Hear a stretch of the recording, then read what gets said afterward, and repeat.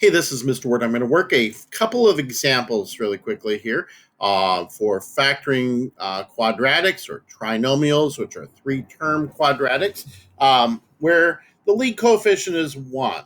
And a quick tool, handy-dandy tool for doing this is to make a nice X and work out, take a look at this term right here, which is a product of the last terms.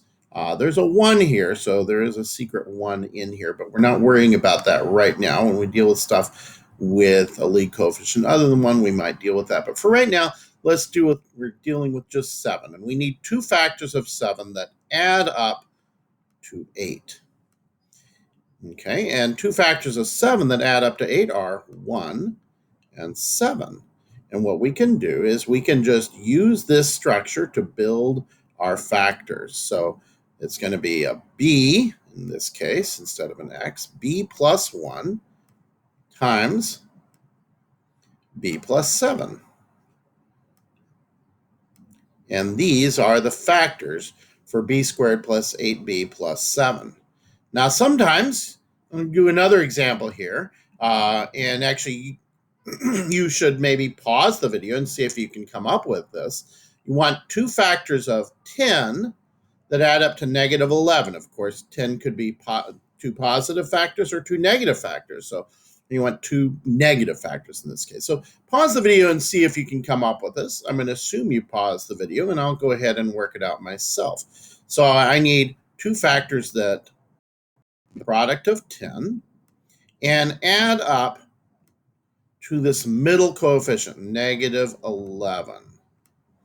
Okay, so they're both going to be negative because they get a product that's positive. And two factors of 10 that add up to positive 11 would be 10 and 1. So negative 11 will be negative 10 and negative 1. And once again, we can just factor it like this. And I'm going to have n minus 10 and n minus 1. All right, now your turn to try this one here. We got n squared minus 10n plus 9. So you need two factors of 9 that add up to negative 10. Okay, apparently I need to erase some stuff.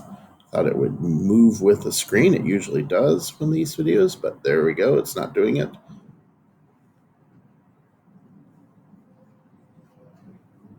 Okay, so two factors. While I'm doing this, hopefully you're working this out.